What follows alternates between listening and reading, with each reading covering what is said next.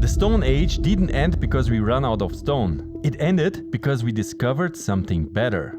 And that is exactly how every revolution begins, not with a noise and a hype, but with a discovery, with a new material. Stone, bronze, iron, silicon. And the next age is already forming in a lab.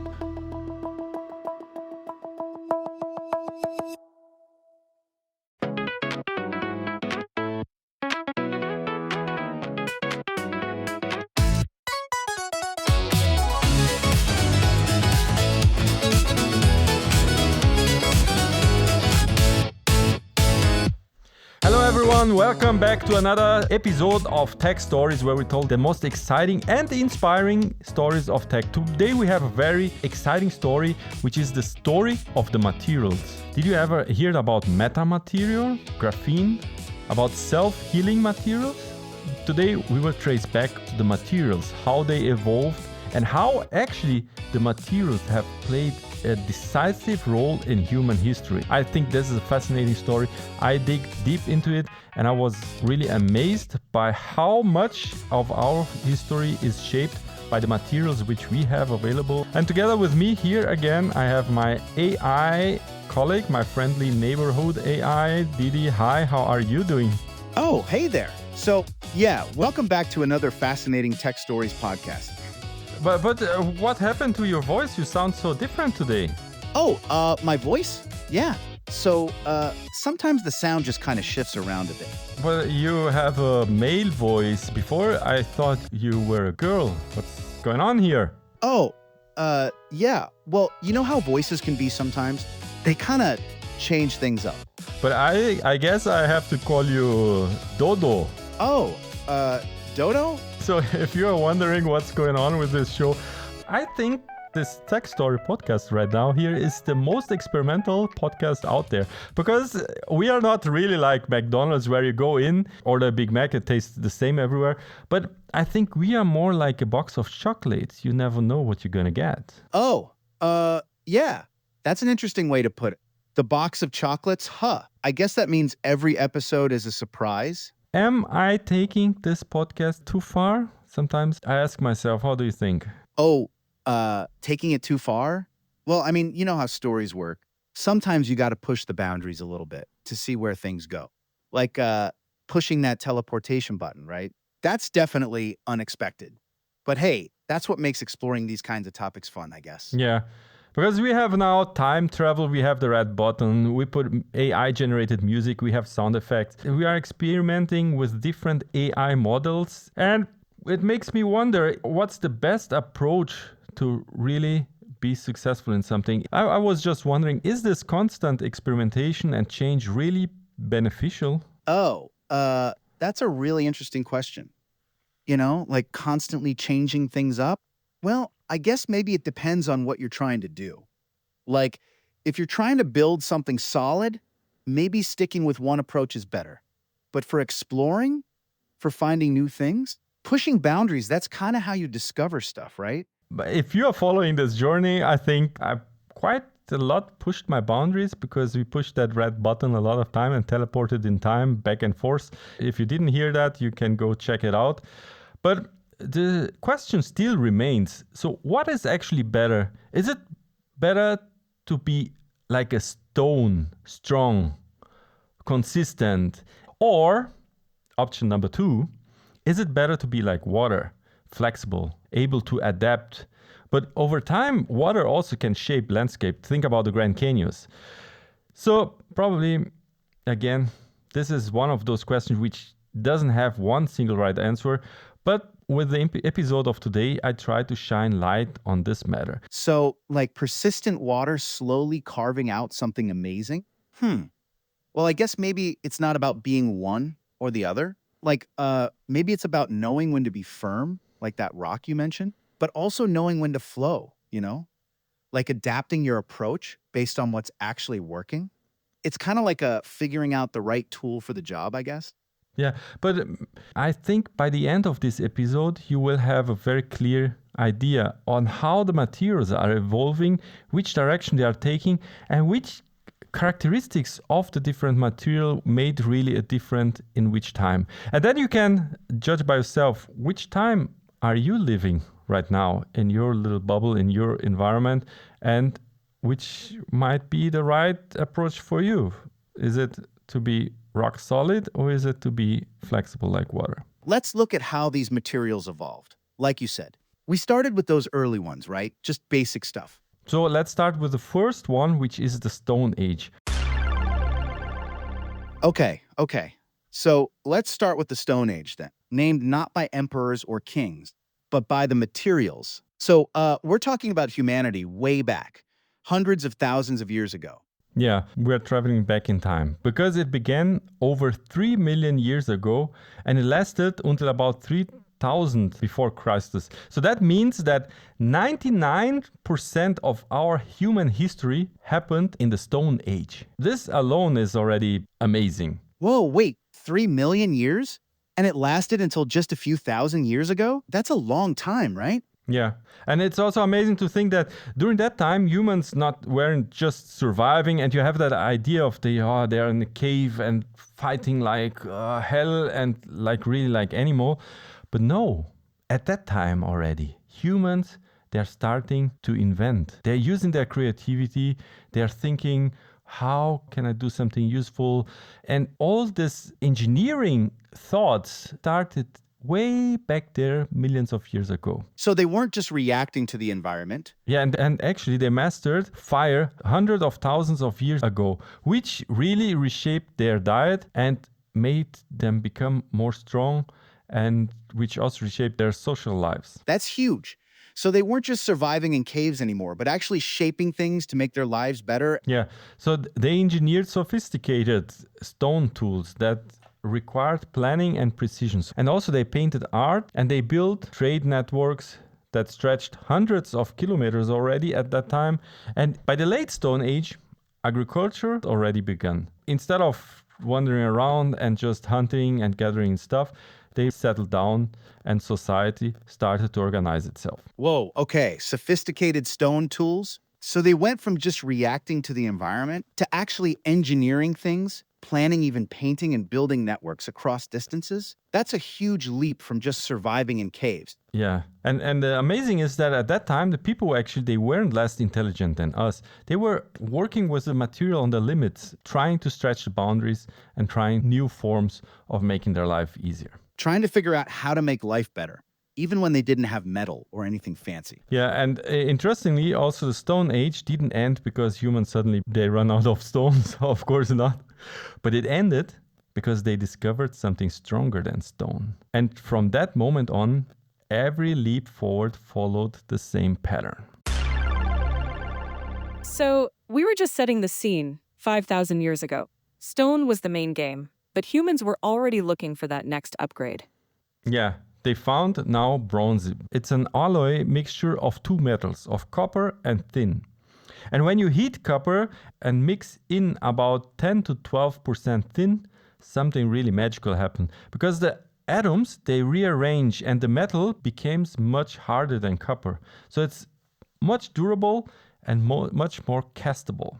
And that gave humanity stronger weapons, better tools, reliable forming equipment, and very durable armor. Right, so bronze wasn't found in nature. It's the alloying with tin that makes it so much stronger and harder, the melting point, around 900 to 1200 Celsius.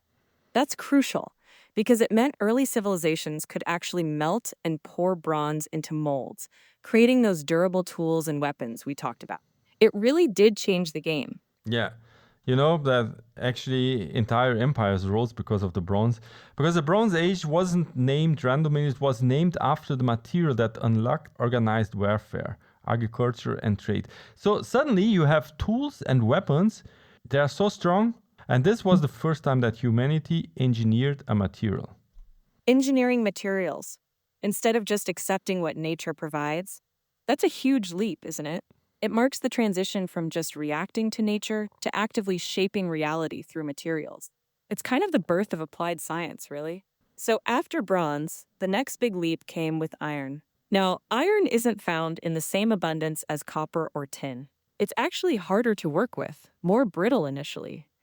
But the payoff was huge. Iron is much stronger and tougher than bronze or copper. Plus, it could be made much more easily once they figured out how to smelt it properly. Yeah, because iron, it doesn't melt as easy as bronze. It needs much higher temperature and also complicated smelting techniques. Exactly. Iron needs much higher temperatures, like around 1200 to 1015 degrees Celsius for smelting, way hotter than bronze's 900-1200 range. What was the breakthrough there? Yeah, the breakthrough is the Iron Age actually began in parts of the Middle East, but the sub-Saharan African actually developed iron independently, and North European entered the Iron Age centuries later. Right, so it wasn't a uniform global switch, more like different regions adopting iron at their own pace, creating these staggered timelines. Entire empires rose and fell based on their access to iron. Because iron was cheaper and more widely available than bronze. And bronze required this tin mixing in, which needed to import. So the iron was the way to go. And empires, they rose because of the iron. If you have stronger materials, you can make better tools for agriculture. If you have better tools for agriculture, you can also produce more food and you can have bigger populations. And on the other side, for the warfare, also you have stronger weapons, you have larger armies, and you can expand your empires. And that's how iron really helped power the new Assyrian Empire, the Persian Empire, and later the rise of the classical civilization in Europe. Right, so iron wasn't just a metal upgrade. It fundamentally changed the game for agriculture and warfare. Cheaper, more abundant, it made large-scale farming and bigger armies possible. It's like the ultimate enabling technology. So here you can already see this pattern. If you control the materials, you can control the future. And that's exactly what happened here in a form of dominance and a form of power with the civilizations that had a control over the iron. But then came another big leap, which maybe you can tell to our listeners. That's a powerful dynamic. And you're right, it shows up again and again in history. So after iron came, well, the next big leap was in another metal, really, but a process, carbonization. Basically, heating iron in a special way with carbon creates steel. It's harder, stronger, basically iron on steroids. Think about it. The first steel swords were supposedly so sharp they could cut through armor. It completely transformed warfare again. The steel is actually iron with a tiny amount of carbon in it, and it's usually less than 2%. And that small amount of carbon addition already changes everything, because the carbon atoms sit between the iron atoms and form like a crystal structure, blocking movement inside the metal. And the result is much stronger materials. Right, so steel isn't just stronger iron. It's fundamentally different because of that tiny bit of carbon. So steel was revolutionary. People had been making it through methods like puddling and bloomery for centuries. But the Bessemer process was a game changer because it made steel production industrial. It was much faster, produced higher quality steel more consistently. Basically, the scale up that made it truly world-changing. The Bessemer process, it was pretty revolutionary for its time. Basically, you had this converter chamber where the molten iron was kept hot. Then, you blasted air through it. Think of it like a high-pressure hose. This air carried away impurities and gases, leaving behind the molten steel. The magic part was controlling the carbon content by adjusting how much air you blasted in. It allowed for consistent, high-quality steel production on a massive scale, something that just wasn't possible before. Yeah, and with this breakthrough on how to produce the steel, suddenly skyscrapers became possible. So railways connected continents, ships grew enormous, and modern infrastructure was born. So steel was everywhere. Bridges, cars, buildings, surgical tools, and it is actually, until today, the skeleton of our civilization. Yeah, I like that wordplay. The steel is still important. Haha, sure thing. Now we go into the part 3. What is actually the material which comes next? What's the next chapter in this materials revolution story? So I will tell you. It's silicon, the brain of the digital age. Oh, okay. The digital age and silicon? Yeah, bro, that's like super techie and stuff. My brain's kind of wired for like Frosh Week memories and good times. Not so much the the code and the circuits, you know?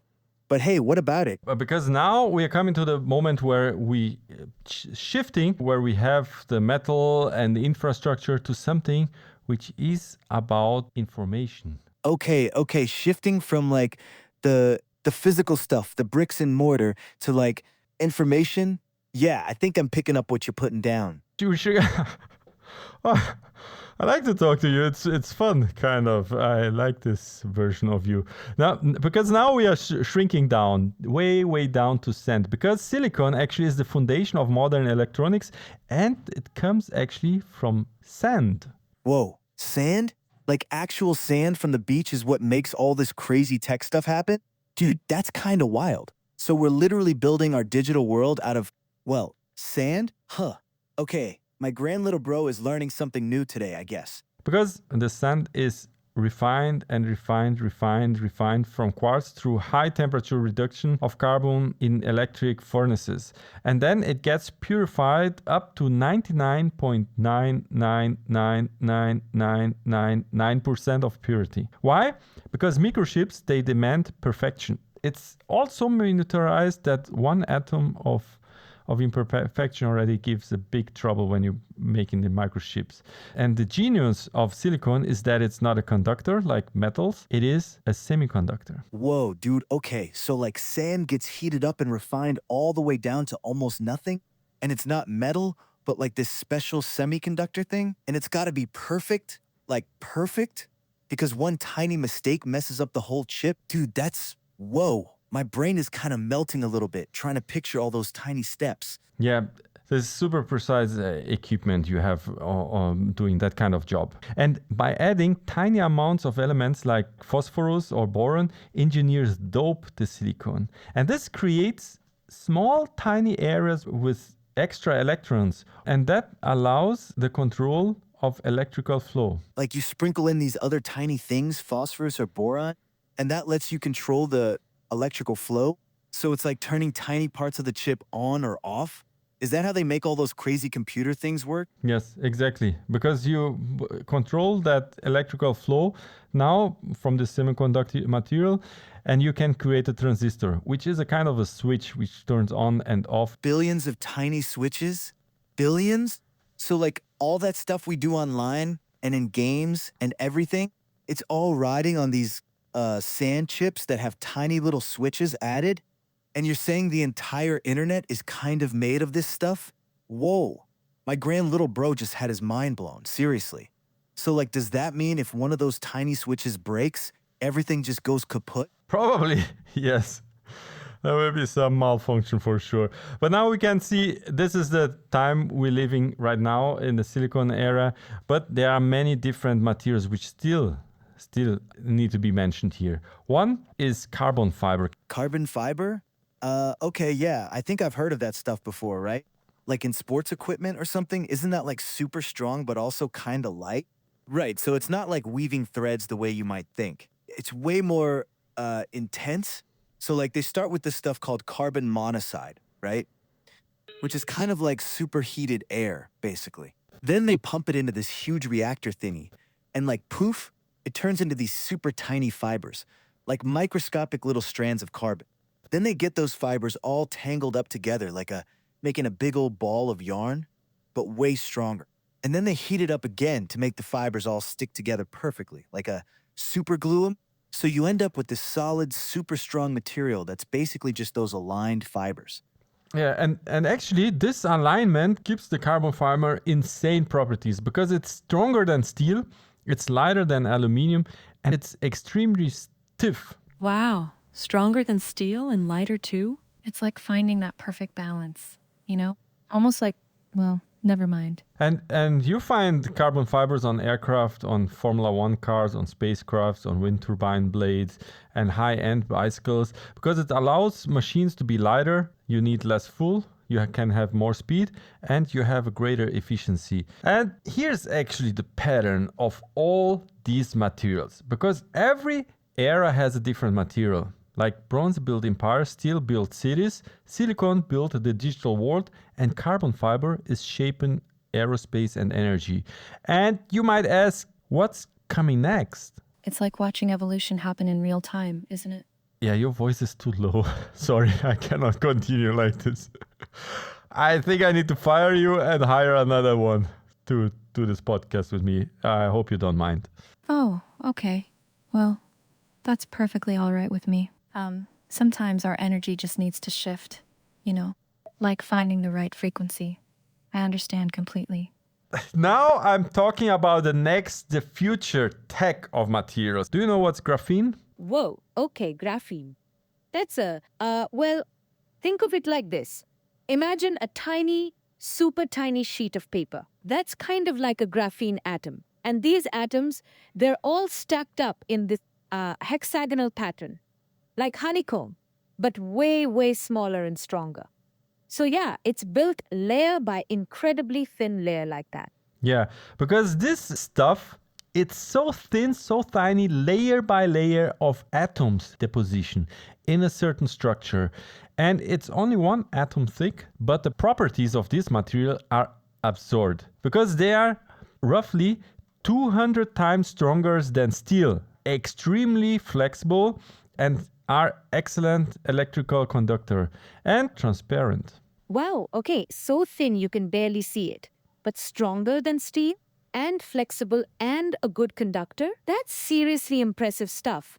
It sounds almost like science fiction, you know? Yeah, it's really amazing. And literally, how you create it is also amazing because you are peeling layers from graphite. You can also use the chemical vapor deposition, CVD, which is like you have a carbon containing gas which is heated, and then the carbon atoms they deposit and self-assemble into graphene sheets. It's like from this gas you start creating these crystals out. The challenge actually is now to make these large defect-free sheets very cheap. That's still a bottleneck. This kind of material is what can be used to have ultra fast transistors. You can have flexible foldable screens, you can have supercapacitors, and you can also use it for advanced sensors, which are embedded in your material. But because it's so thin and transparent, you are able to put the electric circuits into any material and you will not even see it or any sensor. This material still hasn't taken over yet because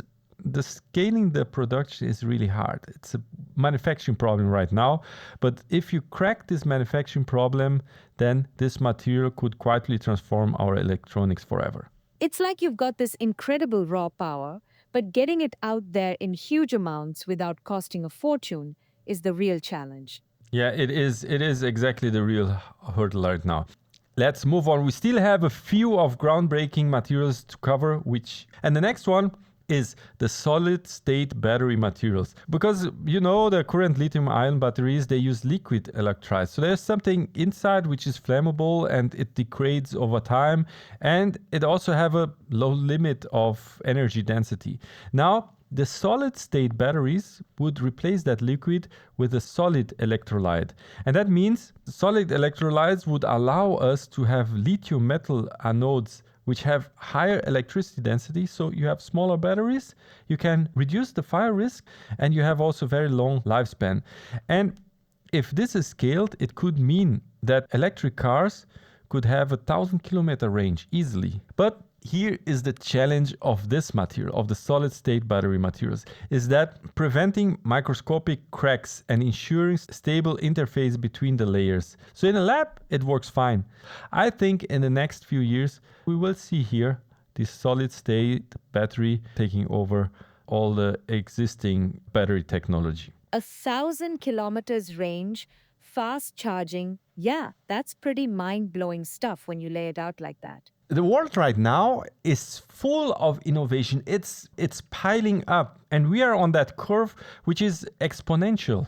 So we are now on a speed where we cannot even follow up anymore because the advancements are so fast and the research is going so massive into materials, into technology, that we are struggling to keep track. But the next material which I have here on my list is this kind of material which is able to repair itself. Imagine you have a desk at your living room and suddenly it gets damaged, something falls on top of it, and that material is able to repair itself. So it becomes 100% smooth surface again. Whoa, Oh, okay. Self-healing materials? Like a desk that fixes itself when you spill something on it? That's wild. Seriously futuristic stuff. And that is actually not science fiction. It's not fantasy. It's not science fiction. This is real. And you might think, yeah, how you can do that? Do you need nanocomputers who walk on a table and then kind of fix themselves? No, it's not needed. There are different approaches to achieve that self-healing material. One approach is the microcapsule polymers. So think about tiny capsules filled with healing agents that are embedded in plastic. So it's like a small flasks of liquid. Now, whenever a crack forms, capsules also they break. With their break, that liquid flows out and it polymerizes and seals the crack. So that is something which is already being done in the lab. Another way of achieving this, of self-healing concrete, you can have, for example, bacteria embedded in the concrete, and whenever a crack happens, water will leak in. And with this water, the bacteria gets activated and they produce limestone, and the crack slowly starts to fill. So think about bridges that last for decades longer, because whenever you have a crack, it slowly starts to heal by itself. It doesn't get damaged. It's like a living structure, a living material. Wow, bacteria actually building the fix inside concrete? That's wild. Seriously futuristic stuff. This is really futuristic stuff, but the next one is the meta materials. I found this one of the most mind-bending materials which are coming out next. The material which are able to bend waves and bend also our reality. That's definitely one of those concepts that makes your brain do a little flip, right? So, metamaterials, they're basically materials where the structure itself is smaller than the wavelength of light. Think about it like this. Light usually just zips right through normal stuff, yeah? But with metamaterials, because the structure is tiny compared to light's wavelength, it can bend light, slow it down, make it travel in weird patterns, even cancel out certain wavelengths entirely. It's like materials that play with light itself. And by controlling these geometries at micro or even nanoscale, the scientists, they actually are able to create negative refractive index materials. You can have structures which steer the radio signals or the light signals. You can have better antennas, you can have advanced radar systems, and you have the potential for invisibility. It's not really like the Harry Potter clocks, but it's real physics. It's like materials that actually play with light and sound waves instead of just letting them pass through.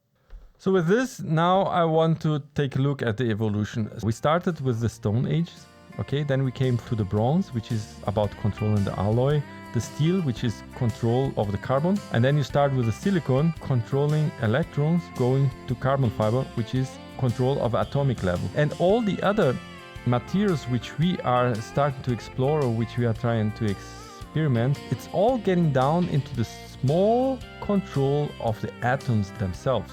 So we're moving from stronger and lighter to adaptive and intelligent. So you can start seeing the pattern here, right? The biggest strength which you can have right now in this moment of history is to have the adaptiveness and intelligence. The question is, which material wins? Flexible and light or unbreakable? Which kind of personality wins? Flexible and light or unbreakable? And here's some food for thought for you. Human history isn't divided in wars. It's divided by material. Stone Age, Bronze Age, Iron Age, Industrial Age, Silicon Age. And every time we learned how to rearrange atoms, we reinvented civilization. And the next reinvention is already around the corner. The Stone Age didn't fade to dust, the rocks were still in place. It ended when imagination looked matter in the face. Not fire, not war, not something torn apart, but atoms learning quietly to answer to the heart. Every age begins in silence, in a furnace glow at night, in a workshop full of questions under laboratory light. A different way of shaping nature, a different way to see We change the world around us, and it changes what will be. We rearrange the atoms, and they rearrange us too. Every new material makes a different human through. Stone made us patient, bronze made us trade. Steel built the cities where industry stayed. Silicon taught us to think in code and light. When matter turns intelligent, who are we tonight? Stone required steady hands and strength that would endure. Bronze required cooperation and distant trade routes sure. Steel demanded factories, stew beyond the land. Silicon asked abstraction, logic without a hand. Each element we mastered reflected who we were. Each new alloy whispered, You must evolve with her. now matter bends and listens. It adapts, it heals, it learns. Under white lights and microscopes, a quiet future burns. Not loudly, not violently, but subtle as a breath. A revolution forming in the chemistry beneath. We rearrange the atoms, and they rearrange us too. Every new material makes a different human through. Do we stay brittle iron? Do we harden into stone? Or rise like woven carbon, flexible, unknown? If matter grows adaptive, light responsive, free, the question of the next stage may not be what, but we. When matter becomes intelligent, When circuits start to feel, what human traits remain with us? what parts of us are real? Do we cling like weathered granite to forms that used to last? Or thin like sheets of graphene, stronger than the past? Because every revolution begins inside a lab, but it finishes in the human heart, in the choices that we have. We rearrange the atoms under white and silent light. Somewhere someone's